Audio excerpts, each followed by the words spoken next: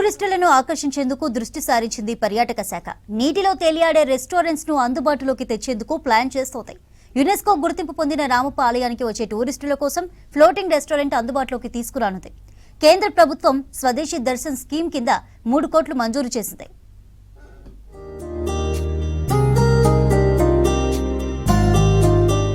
ప్రకృతి అందాల నడుమ జలవిహారం చేసేందుకు టూరిస్టులు ఆసక్తి చూపుతుండటంతో ఆ దిశగా రాష్ట్ర పర్యాటక శాఖ అడుగులు వేస్తోంది.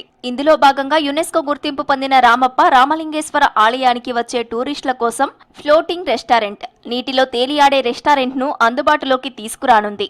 రామప్పకు వెళ్లేవారు ఇకపై ఫ్లోటింగ్ రెస్టారెంట్ లో కూర్చొని విందులు వినోదాలతో ఆనందంగా గడపవచ్చు.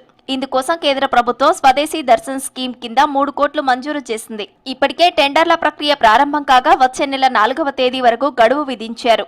ఇది పూర్తయితే పనులు మొదలుపెట్టి పర్యాటకులకు ఫ్లోటింగ్ రెస్టారెంట్ అందుబాటులోకి తేనున్నారు.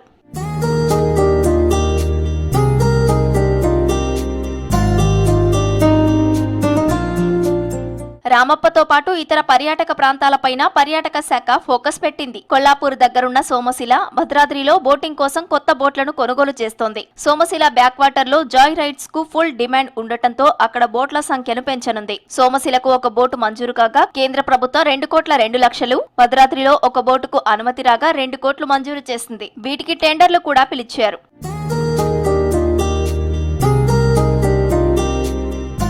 హైదరాబాద్ జనాల కోసం హుస్సేన్ సాగర్, దుర్గం చెరువుల్లోనూ కొత్త అట్రాక్షన్స్ తీసుకురావాలని ఆఫీసర్లు ప్లాన్ రూపొందిస్తున్నారు. ఇప్పటికే ఇక్కడ బోటింగ్ నడుస్తున్న కొత్త తరహా బోట్లు మరిన్ని సౌకర్యాలు కల్పిస్తే వీకెండ్స్ లో వచ్చే వారి సంఖ్య మరింత పెరుగుతుందని భావిస్తున్నారు. అంతేకాకుండా ఈ ఫ్లోటింగ్ రెస్టారెంట్లలో చిన్న ఫంక్షన్లు, డిన్నర్లు, బర్త్డే పార్టీలు చేసుకోవచ్చు. బార్ కూడా ఉండేలా ప్రణాళిక రూపొందిస్తున్నారు. రాష్ట్రంలోని మరో 8 ప్రాంతాల్లో బోట్లకు డిమాండ్ ఉంది. పరిగి, జొన్నలబోగూడ, వార్దవెల్లి, రాయగిరి, పర్ణశాల, భద్రాచలం, నిజాం సాగర్ లో అవసరముందన్నారు ఆఫీసర్లు. ప్రస్తుతం రాష్ట్ర వ్యాప్తంగా 27 ప్రధాన పర్యాటక ప్రాంతాల్లో మొత్తం 99 బోట్లు నడుస్తున్నాయి. అందులో 35 స్పీడ్ బోట్లు ఉన్నాయి. వీటితో పాటు 21 పెడల్ బోట్లు, 19 పాంటూన్ బోట్లు, 9 డీలక్స్ బోట్లు, 6 క్రూయిజ్ బోట్లు, 5 మెకనైజ్డ్ బోట్లు, 4 అమెరికన్ పాంటూన్ బోట్లు పర్యాటకులకు సేవలందిస్తున్నాయి.